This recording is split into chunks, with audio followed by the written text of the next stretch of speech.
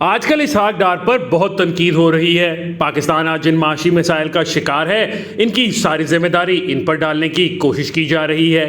ایک ماحول بنانے کی کوشش کی جا رہی ہے کہ اسحاق ڈار نے پاکستان کو معاشی طور پر تباہ کر دیا ہے۔ مہنگائی کی تمام تر ذمہ داری ان پر ہے۔ بیرونی قرضوں کے بھی واحد ذمہ دار وہی ہیں۔ IMF سے قسط نہ ملنے کی بھی تمام تر ذمہ داری انہی پر عائد ہو رہی ہے۔ ایسا لگ رہا ہے کہ جو کچھ بھی غلط ہوا ہے اس کے ذمہ دار وہی ہیں۔ انہوں نے تباہ کر دیا ہے جیسے مضمون شائع ہو رہے ہیں۔ اسحاق ڈار کا بیان کہ IMF کے سامنے لیٹنے کی کوئی ضرورت نہیں، ہمیں IMF کی آنکھوں میں آنکھیں ڈال کر بات کرنی چاہیے، اس کا اب مذاق بنایا جا رہا ہے۔ کہا جا رہا ہے کہ اسحاق ڈار کو پاکستان کے حالات کا علم ہی نہیں تھا، وہ حقائق سے بے خبر تھے، اس لیے انہوں نے ایسے بیانات دیے۔ اسحاق ڈار کے خلاف یہ ماحول بنانے میں مفتاح اسماعیل کا بہت کردار ہے، انہوں نے ڈار صاحب سے پورا بدلہ لیا ہے۔ تاہم اس چپکلش میں مفتاح اسماعیل کی اپنی سیاست بھی ختم ہو گئی ہے، لیکن یہ بھی حقیقت ہے کہ انہوں نے ڈار صاحب کی ساکھ کو بھی بہت نقصان پہنچایا ہے۔ اسی طرح شبر زیدی اور دیگر ماہرین نے اسحاق ڈار کے ساتھ اپنے پرانے سکور خوب برابر کیے ہیں، سب مل کر ڈار صاحب کو رگید رہے ہیں اور ان کے لیے اکیلے یہ لڑائی لڑنا مشکل ہو گئی ہے۔ وہ کام کریں یا روزانہ ہونے والے حملوں کا جواب دیں، وہ میڈیا کی اس لڑائی میں اپنے ناقدین کی برابری نہیں کر سکے، اس لیے آج یہ ماحول بن گیا ہے کہ ساری صورتحال کے ذمہ دار اسحاق ڈار ہیں۔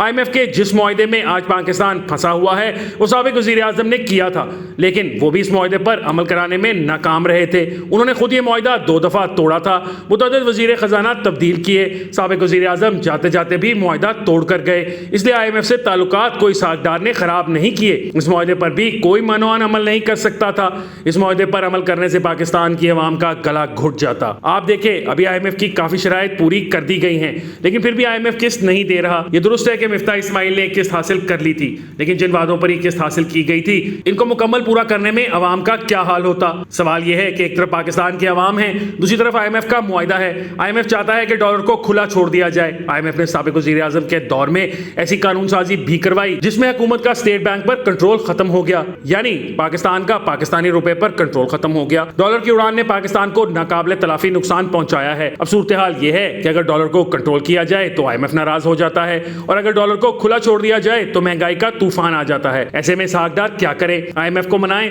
تو عوام مرتے ہیں، عوام کو دیکھیں تو IMF ڈنڈا لے کر کھڑا ہو جاتا ہے۔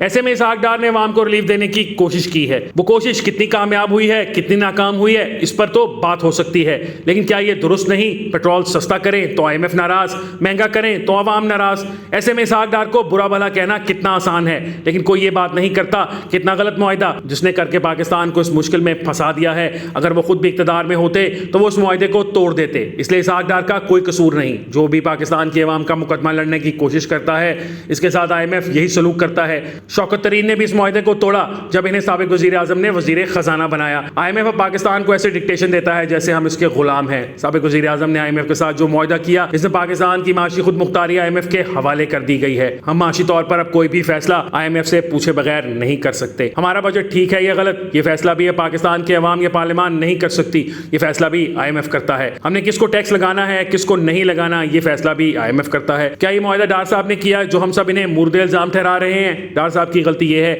کہ انہوں نے اس کے خلاف مزاحمت کی کوشش کی۔ کوشش کامیاب ہوئی یا ناکام، کتنی کامیاب ہوئی کتنی ناکام یہ بھی الگ بحث ہے، لیکن کوشش تو کی ہے، اس پر ہم انہیں مورد الزام ٹھہرا رہے ہیں۔ ان کی مزاحمت کی کوشش کو ان کی سب سے بڑی غلطی قرار دے رہے ہیں۔ کیا ہم بحیثیت قوم یہ کہہ رہے ہیں کہ ڈار صاحب نے IMF کے سامنے کھڑے ہو کر غلطی کی ہے، انہیں فوراً لیٹ جانا چاہیے تھا؟ پاکستان کے ڈیفالٹ کرنے کا بھی بہت شور کیا گیا ہے اور کیا جا رہا ہے، روز پاکستان کے ڈیفالٹ کرنے کی نئی نئی تاریخیں دی جاتی ہیں، ملک میں ڈیفالٹ کا ایک ماحول بنایا جا رہا ہے۔ میرا سوال ہے کہ ڈیفالٹ کی پیش گوئی کرنے والے پاکستان کے دوست ہیں کہ ڈار دشمنی میں ڈیفالٹ کے لیے راہ ہموار کرنا کوئی محب وطن کام ہے؟ جب یہ مخصوص لوگ جو خود کو معاشی ماہر کہتے ہیں ڈیفالٹ کی تاریخیں دیتے ہیں تو عام سرمایہ کار کا اعتماد ٹوٹ جاتا ہے۔ وہ سوچتا ہے کہ اگر ڈیفالٹ ہو گیا تو میں کیا کروں گا؟ ملک میں ڈیفالٹ کی تاریخیں دینے اور ڈیفالٹ کی تصویر پڑھنے والے سب پاکستان سے دشمنی کر رہے ہیں، بجائے اس کے کہ ملک کو معاشی بحران سے نکالنے کے لیے کردار ادا کیا جائے۔ اس معاشی بحران کو سنگین کرنے کا ماحول بنایا جاتا ہے، کوشش کی جا رہی ہے کہ ملک ڈیفالٹ ہو جائے، ملک کو سری لنکا بنانے کی کوشش کی جا رہی ہے۔ क्या ये डार दुश्मनी है या पाकिस्तान दुश्मनी?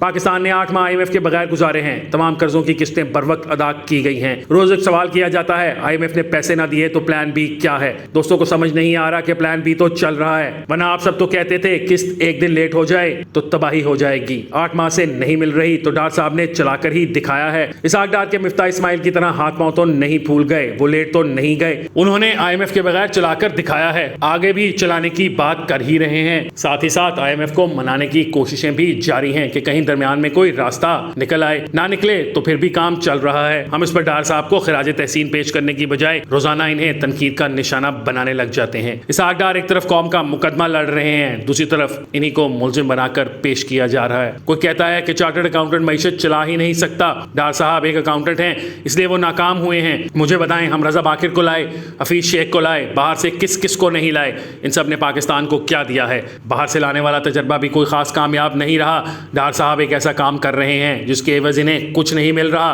वो अपनों की नज़रों में भी मुलजिम हैं, लेकिन इनके काम को नज़रअंदाज नहीं किया जा सकता।